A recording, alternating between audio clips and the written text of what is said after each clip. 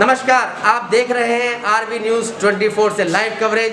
और जिस प्रकार से लगातार आरबी न्यूज़ 24 और कॉर्नरस्टोन कम्युनिटी ट्रस्ट ने एक मुहिम छेड़ रखी है कि इस महामारी के दौर में कोई भी ज़रूरतमंद परिवार या कोई भी ऐसा परिवार जो गरीब है वो खाने से वंचित ना रहे, तो लगातार एक बार फिर तीसरी बार जो 50 परिवारों का चयन किया गया है जो ज़रूरतमंद हैं और उनको यहाँ पर खाद्य सामग्री दी जा रही है। और आज हमारे लिए बड़े ही सौभाग्य की बात है कि हमारे बीच में हरियाणा कर्मचारी राज्य चयन के प्रोफेसर हंसराज यादव जी हमारे बीच में हैं और ये हमारे लिए बड़े गौरवान्वित की बात है। और आइए हम डायरेक्ट उनसे बात करते हैं कि किस तरीके से इस मुहिम में वो अपना योगदान दे रहे हैं। नमस्कार सर। नमस्कार। बहुत बहुत स्वागत और बहुत बहुत धन्यवाद, आपने अपना कीमती समय हमारे लिए दिया और आप यहाँ पर आए। तो इस महामारी के दौर में जब हम देख रहे हैं कि लोग बहुत ज़रूरतमंद हैं, आप किस तरीके से उनका योगदान दे रहे हैं? पहली बात तो ये है कि जो समय आपने कीमती कहा, इस वक्त सबसे कीमती वक्त उन लोगों के लिए है जो लोग इस तरह की राशन सामग्री वितरण करने का मादा रखते हैं और आगे आते हैं। मैं देखता हूँ कि ये कॉर्नरस्टोन कम्युनिटी सोसाइटी इस तरीके से आज एकत्रित करके लोगों को और बहुत राशन का वितरण कर रहे हैं। ये बहुत ही ऐसा संदेश है जो हमारे दिल और दिमाग को छूता है, हमारी सोसाइटी को आगे आने का रास्ता तय करता है।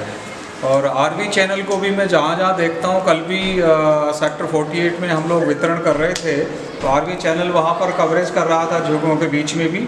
तो असली योद्धा यदि समाज के हैं तो मैं इन्हीं को मानता हूँ कि जो आज इस महामारी के खिलाफ इस अभियान के अंदर दिन रात जी जान से जुटे हुए हैं। मैं इनको बहुत मुबारकबाद देता हूँ। और ऐसी जो सामाजिक संस्थाएं हैं जो इस भूख और लाचारी के समय में आगे आकर ऐसा संकल्प लेकर आए हैं कि कोई भी गुड़गांव के अंदर भूखा ना सोए, मैं समझता हूँ मिलेनियम सिटी के लिए एक बहुत बड़ा संदेश है।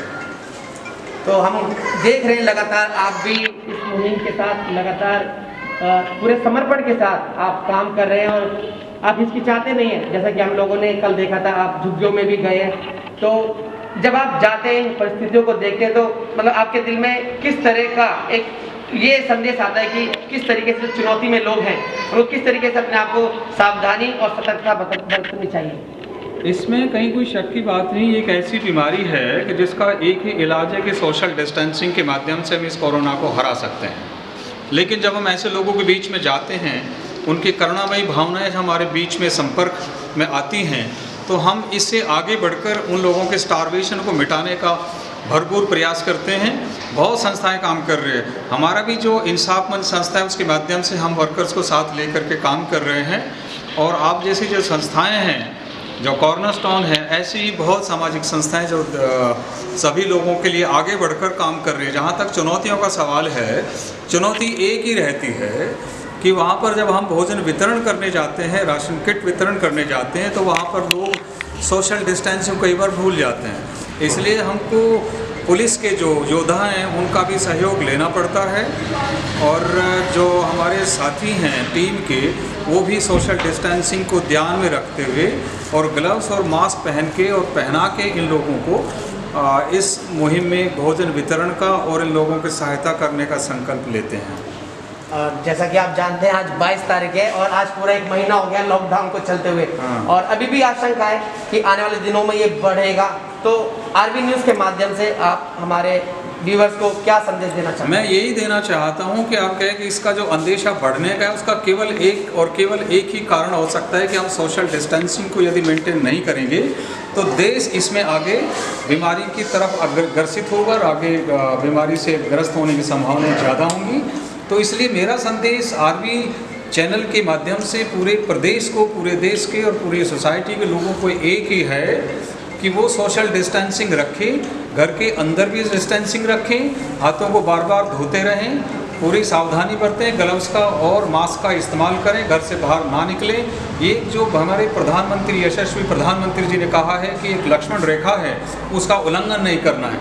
हमारा इतिहास गवाह इस बात का है कि यदि लक्ष्मण रेखा का उल्लंघन होता है तो उसके परिणाम अच्छे नहीं होते हैं।